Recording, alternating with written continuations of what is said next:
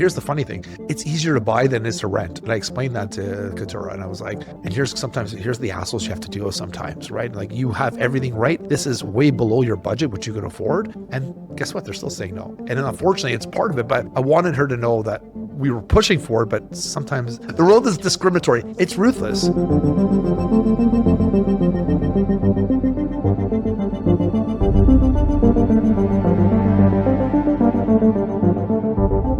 Welcome back, everybody, to the DC Talks podcast. I'm your co-host, Agent Double O. Nobody calls him that.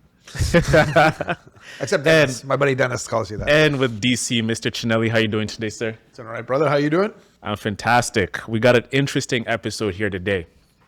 All right. So there's been a lot of ads over time, over the years, where people, when they're putting out, the rooms they're renting, they're looking for roommates. They say, hey, we're looking for females only, Asian girls only, XYZ community only. It's a great way to pick up women, I guess. Yes. I only want Asian women that are 5'4", 5'4", certain fits in a certain dress size. Yes. Let's go. Anything, right? Community only. Guys, hey man, there you go. There's a good way of picking up. There's a great way, the sneaky way of picking up to do it, girls. Hey, right? There you go. And this has been, from start of time, right? When you go to, let's say Chinatown, okay, Asian students only, Asian girls only. It's discriminatory, plain and simple. And I want to have this conversation with you because you're a realtor. You've seen it time and time again, and kind of give your take on it when you're helping people and they're being faced with these certain ads. How to circumvent them? Is it even legal to do this and to kind of have a preference on who can rent, because we have these discriminatory laws? As far as I know, you're not supposed to do that. So at the end of the day, if you own the property, it's your discretion of who you rent to, right? Let's be honest, right? So you can rent to, if you own a property, it's your discretion who you sell to, right? It is what it is.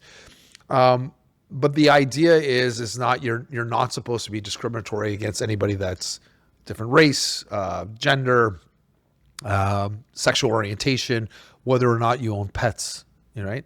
That's why you're supposed to have certain parameters, sure, can you pay the bill? That's why we ask for credit reports, et cetera. So it's I've seen it, and I can't believe that they don't get their hand slapped on it, but the idea is to give everybody a chance, right? There's not supposed to be discriminatory practices out there when renting properties. Does it happen? Absolutely. I had a former client, and she was renting pretty much at the was a Bay and Bloor area. And it's absolutely no Asian girls. I was like, can't say that. So I couldn't put it on a listing, but she's like, no, she goes, I had bad experience with them. She had a bad experience with it, with the whole situation, the way they left the house. And she's discriminatory towards that. I'm not disclosing her name. But anytime an application, she would just say, no, thank you. I was looking for somebody else. She'd make another excuse. So we weren't blatant about it, but it does happen. To think that you're not being discriminated against for the color of your skin, et cetera, we're not living in a perfect world. It happens. It happens. Now we're seeing some people being blatant.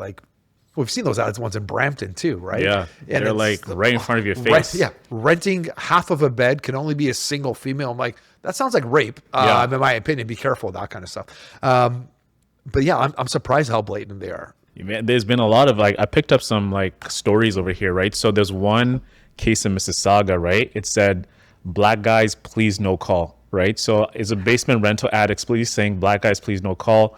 The landlord claimed it was a mistake due to language issues, but civil rights activists called it a serious human rights violation. Absolutely. There's another story, white only preference in Brampton. So a Brampton landlord rejected a black-white couple after realizing the lead applicant was black, right? So the ad wasn't explicitly discriminatory, but one racial information surfaced that they were disqualified.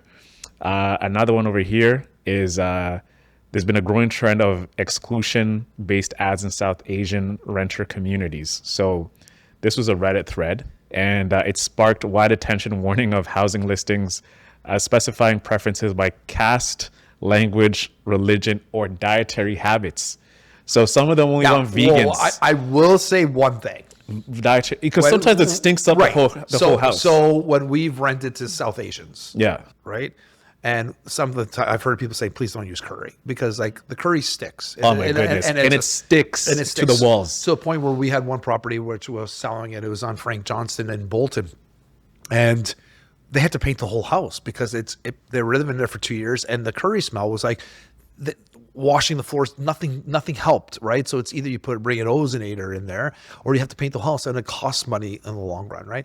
Also heard of like, well, certain Asian cultures, like, you know, Chinese cultures, they use a lot of oils and stuff too. So it also affects the fan. The fan. It affects above. I've seen ceilings being distorted because of the oils and stuff too, and like affecting the cabinetry. So, you know, at the end of the day, that's why some landlords have had some bad experiences with tenants, and I get it, right? But my point to that is like not everybody's the same, right? Like, I had one client, he didn't want to rent to any dudes. Like that was it. It was in his own house, in a basement apartment. Things like they're dirty. Like what was the He just wasn't sure. He had rented to a female before, and it was easier. We ended up renting to, like, Julia helped me and rented to a guy, and I'm like, this guy's off the chart. He's gonna be amazing. He's like, so on paper he looks off like amazing, right? He was, and then so he actually accepted. He goes, fine, I'll trust you guys. And he comes back. He's like, oh my God, Dave, I'm so happy I listened to you because this guy was the best. You know, I couldn't ask for a better deal. His dad was helping him. Like it was the best that you could have imagined, right? He was just worried about, you know, because he has 2 young girls, what it was going to be like with the male. You kind of get it, right? But at the end of the day, sometimes you got to look at the applicant. You can't look at it as like sometimes your past experience. Your past experience does help you. Like your gut instinct as a landlord should guide you. You can, like, when you see someone, you immediately know it's a yes or no. Exactly. Because you like rent it out to like tons and tons of people over the years, I still right? rent my own properties, like 90% of them, like especially the one I have in High Park, you know, my sixplex. I go personally, I rent them. I want to meet them. I don't care about your credit score. I don't care. I want to hear your story. You know, like I talked about that, unfortunately, the transgender one, like the tenant that I had was fantastic guy. A lot of times he couldn't pay, and it was like, but he was paying a lot up front, and it was like he wasn't given an opportunity because he was female and now transgender to a male. And I'm like, well, that's discriminatory because he was giving me 6 months up front. Like, why would they not help you out? He's like, I don't know, Dave. They just listen. People need a chance, right? So, I'm a huge believer in not being discriminatory and meeting the person. The person becomes people. Now, some of other people I met before when I voted to sell their homes, they seem all prime and proper, and then you see it go in their homes and they're like hoarders or like, wow, I was not expecting that. So you just don't always know, right? You just don't. But again, it's an issue, right? It is an issue. Like we were talking about your sister, who your sister ended up renting, and we know a couple of times people denied them because she was black. I remember she told me because I think once they sent over their pictures on their driver's license, immediately it was like a no-go. And you know my sister too, she's very pragmatic. She doesn't really, you know, she's not emotional. She doesn't like let her emotion lead her decisions. But she came to me, her and Peter, we were back home in Sarnia. She's like, man, you know me, man. I'm not like the one to like blame race or anything. Like she's kind of like us, right? He's like, she's just was like hard work. And I didn't want to say anything either, but we both felt it. And I asked him like, what did Chanelli say? It's like she didn't bring it up till later. And then she goes, and afterwards we went to see the property together. She's like, I didn't want to say anything, but it's like, she goes, do you think it's because they're black? I'm like, yeah, I do. Yeah. I do. And I'm like, listen. And you told Peter this too. He's just like, yeah. And I said to him, I'm like, guys, just because there's some people that are racist out there towards anybody besides their own race, it happens. Like there are, like, for example, like when you're looking at those signs, Chinese people only want to rent to some Chinese people. It happens, right? I said, you're going to find somebody that actually is going to appreciate you for who you are. You guys are like, and we have a story. And sure enough, they found it, right? So it is sometimes discouraging, but you have to understand, you know, the world is not fair. And so we encouraged your sister, and we ended up finding a beautiful property. It's an amazing property. I know, man. Like I was walking around that place, and I was like, it's huge. It's huge. It's insane. I was like, and the thing they was telling me is that the owner might want to sell it, and they'll be like first dibs on being able to buy it. And I was looking at talking to them because we went there and we helped them move about a week ago, and I was just like, man, this is a great place to bring up a family. The whole area is developing. Schools are going to be opening up around the corner. It's a great neighborhood. I was super proud of them. Like, I just felt like a proud big brother. Well, that was the thing. I was trying to help encourage them. Like, you know, don't give up. We're going to go see. Like, so what I was doing. So what I did beforehand, and this was, I would ask your realtor to kind of do this. I said like, so his sister was a renter. Like, give me all your documents. So fill out a rental application, right? Give me your pay stubs. Give me your letter from your employer saying like, what's happening. And then we'll run a credit report. And then I write a nice little story and say, and I would run the report, sorry, not run the report. So I would run the MLS and I say, pick out the ones you like, give me a list. And then what we do is I will preempt the other agent, say, hey, this is my profile of my clients. Is this something your landlord would be interested in? So not to waste your time and get your hopes up. So we started doing that right from the beginning. Like the first couple of times we didn't, but we started doing that the last, and we wouldn't, if people didn't answer us, Move on. Yeah. Right? Like, is it a yes or a no? It's like, if you're going to base my clients on the color of skin, like, even though their credit, like their portfolio was great, they're both earning money. Like, they definitely afford it. What's your issue? Right? And some people just wouldn't say anything. Well, like, and I would CC your sister to all of it. I don't care. I'm not pulling the wool. Visibility. It is what it is. And I explain, here's the funny thing. It's easier to buy than it is to rent. And I explained that to Katura. And I was like, and here's the hassles you have to deal with sometimes, right? Like, you have everything right. This is way below your budget, which you can afford. And guess what? They're still saying no. And unfortunately it's part of it, but I wanted her to know that we were pushing for it, but sometimes the world is, the world is discriminatory. It's ruthless. It's ruthless. Yeah. Even over here, like they say, a study did by Global News showed that Black single parents in South Asian households face moderate to severe discrimination in 1 in 4 rental inquiries, right? So, I mean, when you're renting, that's like a 25% chance that this is going to happen. I think the issue is that in the society that we're in right now, we're trying to legislate bias. That's what I see. You know what I mean? Like, it's the best way to put it. Like, and it's so hard to do it, even though you have like the Human Rights Code, which prohibits this kind of discrimination, but it's so hard to have like some intersectionality there to say, you did me wrong. Because one thing a lot of these landlords do, they use common phrases like working professionals only, right? A quiet building. But we kind of can read in between the lines what they're trying to say. But I think what we're trying to do with these ads, even though they're saying you can't do it, is we're trying to go back to like Human Rights Code. Like, it's so hard for them to understand because it's so nuanced, because it's not like 1 + 1 = 2. This can take a shape of, it could take a life of its own with every single case. Unless you have it in writing too. Like, it's hard to prove a lot of these cases, right? Like, being discriminatory, right? So I don't know. I hate that. Like, there's no way you're going to get away from bias. It's just not going to happen. It's just not going to, that's just the brutal truth. There are ways, I'm sure you can put rules to try to help you with it so you don't do it. But you're trying to tell me like somebody who's 75 years old and has a bias against blacks, you're going to change his opinion? It's even like, I'd hope that the world, listen, in a rosy colored world, I would hope that they would change it based on that. But the bias is everywhere. Did I ever tell you my prom story? Yes. Right. Yes. And it's like individuals like Do you want to share it now? I mean, sure. So what happened in grade 12 is like, Isaac's laughing in the background. This is crazy. So in grade 12, like, remember, so let's put the backdrop. Owen grows up in Sarnia, Ontario. How many black people are in your school? There was 5 black guys. 5 black guys in his whole school. Out of like 700 students. And how many Italians were in your school? About 500. Yeah, it was all like, and whites, right? And whites too, yeah. This is Sarnia. Welcome to Sarnia. Okay, so Owen fancies this girl. Her name is Val. And what's her background? Italian. Of course she is. Is Italian. I mean, like, listen, the odds were stacked against me. I'm like, who else am I going to ask to prom? And grade 12, there's certain things that we do call a promposal, meaning like every guy kind of has an eye out for someone, and you ask them before they get swooped up, because this never happened to me. I went to an all boys school, so I have no idea. So DC, back what we have something called promposals. Like, you find a way to propose to like a girl, and the way you'd ask her to prom. So everybody, all like the prospects, are like being scooped up by every single like GM, like, which are like the guys, right? And my options on who to like pick were limited. So I knew this girl, we're friends, we're cordial. Like, I'm like, okay, like, we're gonna have a great time together. Yeah. We have good laughs. So I come up with this idea to take my ring, my chain box, like where I have like, I keep my chains and everything.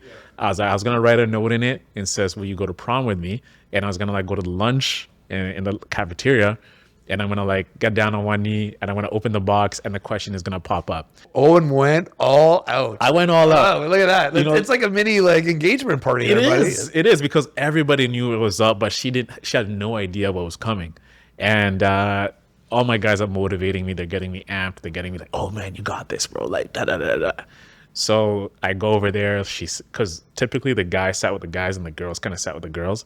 So I walk over there. They kind of see me over, say, "Hey, Owen," you know, like everyone's like, you know, like everybody kind of just knows me as like, "Hey, it's Owen," like friendly guy. Did they call you Agent 00 back then? They call me Odala. They call me Odala back in the because in basketball, like I was known as a really good shooter. So when you pass me the ball, like I'm always good. Look at from him the free- propping himself. Eh? No, this is just facts. No one brings in basketball. Look at that. How's your ego? Are you gonna be able to fit through my doors on the way out of here?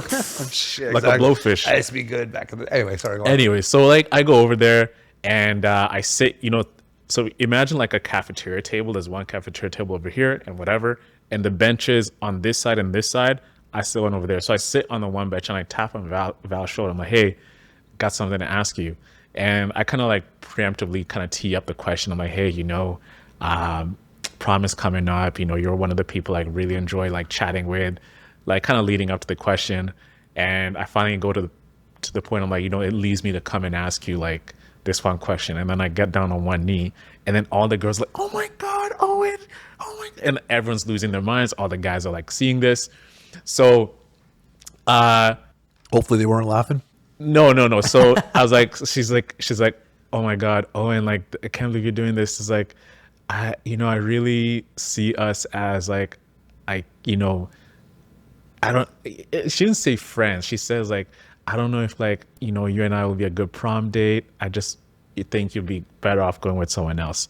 Damn. And the thing with me, what I did is that when we're talking, it looked like we're smiling, but I was trying to like hide the face of disappointment. So when I got up, I kind of like wait, because I'm always smiling, so no one ever sees me upset. All the guys on the table like, "Oh, let's go." Everybody thinks she says yes. So I go back to the table. I tell like my friend Mike, I'm like, "Yo, Mike, she actually said no." It's like, damn. So word gets around that she said no. All the girls think Valerie's like being like a B and everything. And at basketball practice, I talked to Mike, my friend Mike Rocca. Shout out to Mike Rocca. He's like, "Listen, bro. Oh, you know, you're my guy. You're my best friend, and I'll never lie to you. And I'll tell you, I'll keep it very honest with you. The reason she said no is because Valerie's family is a hardcore Italian family. Like her Nono and Nana, like if they see her bring home with a black guy, they're gonna lose her. They're gonna lose their shit. Exactly. Yeah. So it's like, bro, don't take this personal, but it's just the way our culture is." And I was like, "Mike, thanks for being honest with me. Like, it is what it is." It's unfortunate, but it's true. Yeah. It's like we had that in our families. You see that too. So I remember stuff. We had conversations, stuff my dad would say, and we had a lot of black friends and stuff too, but it's different, right? It's when you bring, you know, the girls those home. I didn't let that affect me. It was like I said to my dad too, and it's like when he was alive, and I said, "Listen, you can't dictate who I'm going to love. I'm going to love who I love." It just happened. I end up, you know, loving a girl who's white. You know what I mean? It just happened that way, right? But honestly, it's hard in the Italian culture when you have those values right from the boat, let's call it, right? FOB, yeah, especially back in those days, right? Like the Italians are the first immigrants who were here.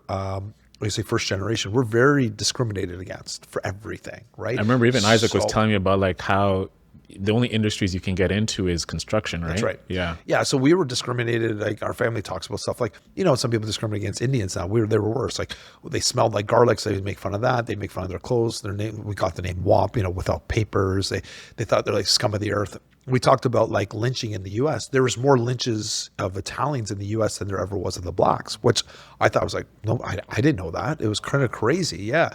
It was, and to some people, if you go like even older generation, they still don't accept Italians at all. Like it's bad, right? Like, so anyway, long story short, I can see that discrimination, but we're in 2025, right? So, and let's be honest, like some of the landlords that had some of those opinions they shouldn't be landlords. I don't know that they shouldn't be, but I mean, in some of these houses are like passed down from like to the father to the son. But most of my clients, you know, like they're around my age or younger and stuff that are landlords. We don't have those same, you know, the tendencies, you know, although some, like I said, other the one Chinese girl, she didn't want to have a Chinese girl because of past experiences.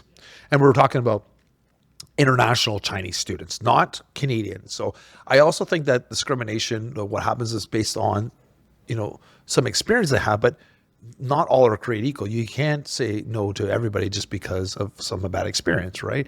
Like, are you going to say no to a Chinese girl that's lived here in Toronto for the last 30 years? He's a Canadian. Who's a Canadian because you had a bad experience with a Chinese girl, an international student, right? It's like, well, the excuses I got was hilarious. It was like, but listen, at the end of the day, she's my client. It was her choice. And we ended up renting it to an Asian. No, was he Asian? He was Belgium, actually, international student. And he still messed up the place. So it's like, it's like you can't hit. The idea is like, you got to stop saying discrimination between the color of their skin and their gender, and notice who you're renting it. Character. Not even that. They're students, international students. They have like their mommy and daddy. These guys were paying for 1 year up front. That should show an indication. And I know we can't ask for a security deposit, but in this kind of situations, you're like, maybe you should go take a look at your property, everyone. She never went to the property. I always had to go take a look at the property, find out what was going on, right? Just kind of check up on it. Go check up on it. Like, I'm your realtor. I'm not the owner. Like, you're the landlord. You should be like, I did do checkups on them, like, but it was downtown, right? But at the same time, it's like, I'll help you, right? But it's your property, right? Like, if you're really concerned about what the end goal is, like, you're allowed to go to the property, give them 24 hours notice, go check on the smoke detectors, and we go check on, the filters, make sure everything's okay and running okay. You're allowed to do that, right? It's for safety as well. I would encourage you to do that. What are your thoughts? Now, let me ask you a question. You're not the realtor, but what do you feel about discrimination for people that have pets? I think it depends on the pet, right? Good answer. If it's a cat, there might be a lot of shedding, depending what kind of cat you have. Some cats do bite baseboards and stuff, ruin baseboards. That's true, because you're a cat owner, right? Yeah. Yeah. By the way, did your cat pass away? Yeah, our 17-year-old, when we were away in Greece, we had to put her down. Chris had to put her down. So sorry to hear that, DC. Don't make me cry on air. No. I didn't want to. I just out of respect, I didn't want to talk about cats and not bring it up at least. Yeah, Charlotte was when we were going to one of the restaurants with the wedding party. Chris, who was taking care of our home and our cats, which was his favorite cat, message like she was going, yeah, well, like, we already had diabetes. You can feel like our back was kind of like already, like, our old cat, when he had what's called the fatty liver disease, you can start, his bone and his hair wasn't great. Like, you can feel like his vertebrae. She started to feel like that. So before I left, I remember I was in bed, I was hugging her, and she wouldn't move for like 10 minutes. And I'm like, this is not like her, right? And I kind of was hoping like she would make it through, but basically her organs and everything started to fail. So Chris brought her into the vet, and he's like, we had to make the decision right there. And she was suffering. So anyway. But yeah, back to the question, right? Yeah. Depends. Like, when we spoke about the pets actually a couple weeks ago, if I was a landlord and you were bringing in like a pet to my property, I guess, that you're renting from me, I'd be a little bit wary, because it's like, hey, what's the size of your dog? Let's say if you have a dog, what kind of breed is it? Is it something, and is it trained? Like, I'll ask you all these questions. So you're bringing up a good point, which a lot of landlords don't do. They'll just blanket say like, oh, it's a dog, it's a dog. It's a dog, it's a dog, right? Or it's a cat, it's a cat. It's like, no. So this goes on to discrimination even of the people. So what I would encourage, discrimination of pets too. Discrimination of pets as well. You should be asking those questions about that. What we've found is very beneficial to, now this is landlords. If you have some trepidation with some sort of race or somebody that you're not sure with, do a Zoom after they've sent an offer. Look at their credentials. Obviously, then run the reports. We run like this thing called single key. I think we've talked to you about that or not, right? So single key is great. So you run all the background checks, all that. If you're okay with them, it's not a bad idea to do a Zoom call with them. We did that with Katura as well. We do that. And the landlord kind of gets a face. You get to talk to the people, like you get a feel of it. You get a feel from them. That's how you can kind of like bring both together. So if you're using a realtor to rent out your property, it's always a good idea. Possibly like do a Zoom call. I remember I did one a couple of years ago. I thought it was, this is odd, like I've never had to do this before, but I found it very beneficial. Yeah, I thought it was really cool. It's like, and now we offer that as when I tell my guys too, as a I would say buying agent, but you're not a buying agent, but as a tenant agent, he would say to the other side, like, hey, if you have any questions, let's set up a Zoom call. You can ask my client any questions you have and see how they respond and see if you guys get along. If if you're not happy, we can just squash this deal right now and then we'll move on. Perfect. So, and in that time, ask the questions that you would ask about pets. Like, okay, listen, like we don't want to discriminate pets. You have a cat. How old's your cat? Can I see a picture? Can I see the cat? You know, like how does he interact with you? You have a dog, bring your dog in here. Believe it or not, when it comes to dogs, we've asked for, we said before, like as a more of a deposit just in case they damage anything. And if they don't, you can have your deposit back. You know, legally in Ontario, we're not supposed to do that, but it's a pet deposit. You know, it kind of makes sense. Like we've seen pet deposits for my tenants for $4 or $5 grand. Yeah, we were renting for like multi-million-dollar homes. That's right. Yeah, and then they get it back at the end of the day. That's right. That's good. One thing I was going to say about the discriminatory, like I can feel like pockets of communities do this. For example, if you go to, let's say Markham or something like that, or let's say Brampton, if you go to, you know, I can see it manifesting where say, hey, only because I think in those areas, they're very discriminatory as it is, because in general, like with even this also, obviously Markham has a lot of Asians. So there, a lot of times it's like, and Brampton has a lot of South Asians, right? So of course you're talking about those areas, and they like to think that you don't want to stick with your own culture is like you're just being naive. Yeah, I think they're just like familiarity. Like, would I want, like, if I had a Kenyan guy coming to rent from me, and I'd be like, you know, I can see my own, you know, listen, I'm going to call it my own bias. I might want to, like, you know, there's a lot of cultural affinity there, like where I'll be like, I can talk about a lot of things with this guy better than this. But then that guy might end up blowing up in my face and being the worst person ever. Yeah. Even though we're from the same background. So it's like, you can't really win if you choose. It's easier to choose the same guy you're from, but. Well, all I'm saying is I'm bringing up points to not be discriminatory, to open up your eyes, because, but let's be honest, in certain areas that are predominantly one culture over another one, like the applicants you're going to get are that same culture, because some people don't want to, like, people sometimes in nature want to be with people that are like them, right? Yeah. So you don't see a lot of, like in Brampton, there's most of the renters are either South Asian or Black. There's big communities of the both Black and South Asian communities there. And it makes sense. So that's why a lot of renters are in there. You don't find it's not as many whites. There is white. Don't get me wrong. There are whites in certain areas and stuff, and they predominantly we're seeing a lot of those two cultures. And it is what it is. When you're buying in Brampton as a rental, like the other thing is I'm telling people when you're buying rentals, know who your renters are. So I had a friend of mine, he became a realtor now, but at the time, a couple of years, he's always trying to find like ways to make money. And so he had bought a property, I think it was in Pickering. This is like 15 years ago or something like that. And within a year he sold. And I was like, well, why'd you sell? He was like, well, everyone's telling me to buy in Pickering. It was blowing up at the time. I'm like, but he bought an area in Pickering, which was like run down. And every single tenant had problems. They're all like low income.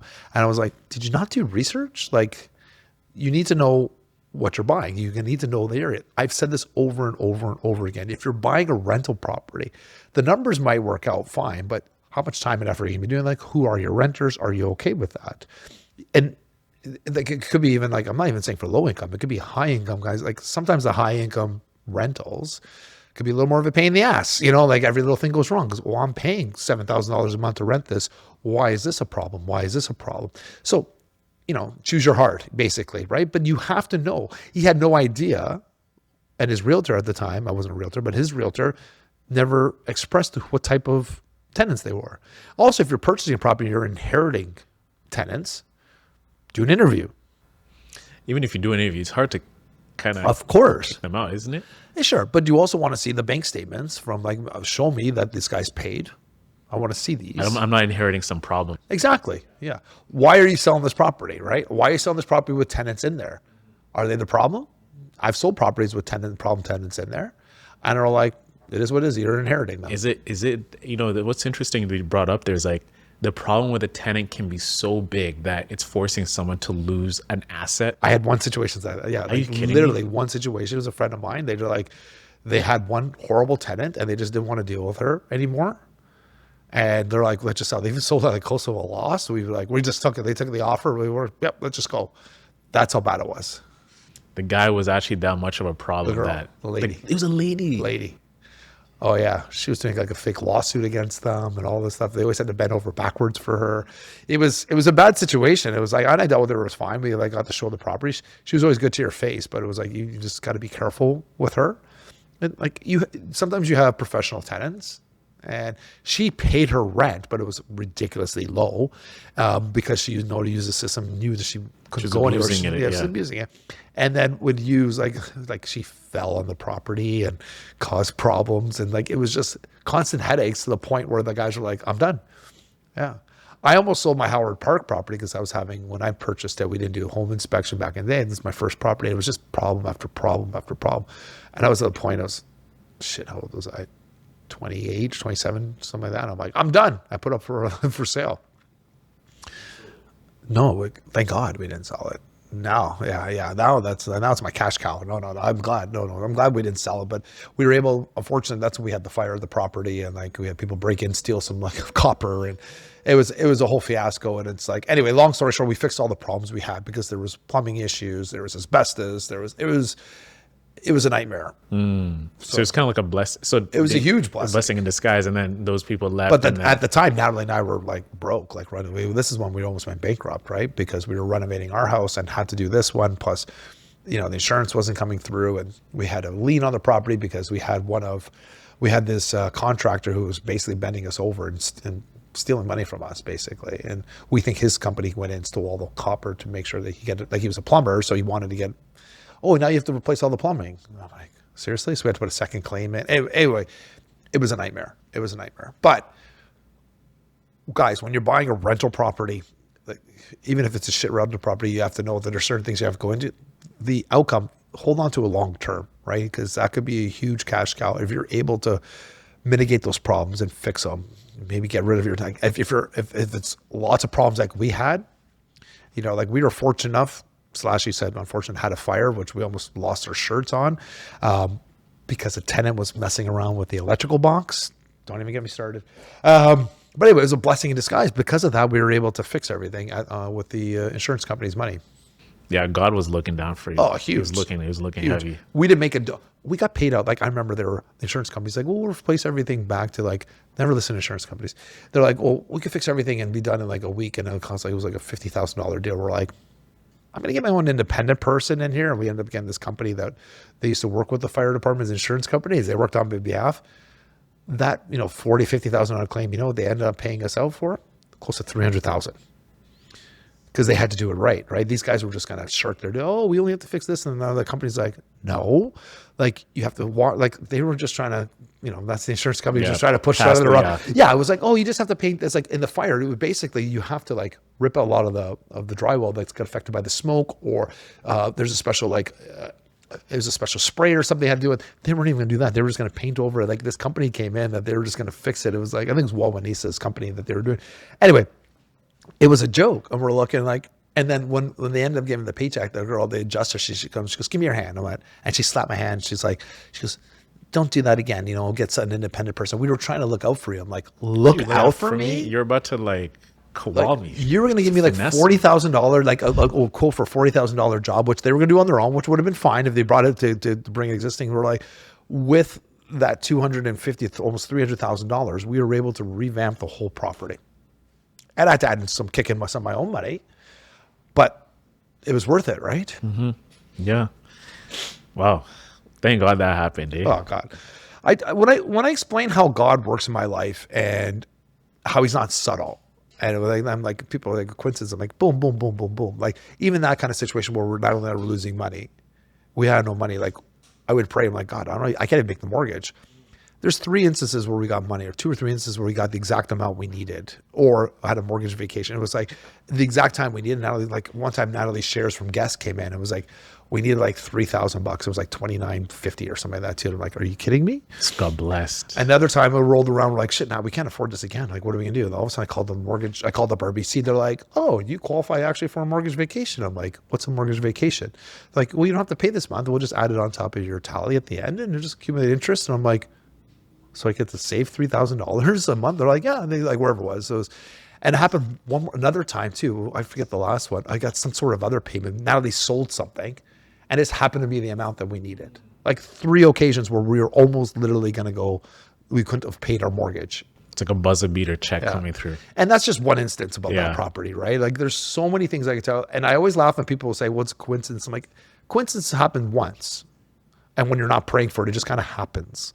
When you're praying for an outcome and asking for help and guidance, and even how we bought the house on Edgecroft, all that kind of stuff too. And I'm like, explain stories. I'm like, explain to me how this happens over and over and over again.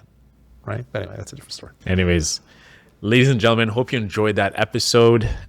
Listen, bias is going to happen. You can't help it. Just keep looking. You know, my sister and her soon-to-be husband found an amazing And listen house. to your realtor too. And listen to your realtor. And things are always going to work out in the end. You've seen how it worked out for DC.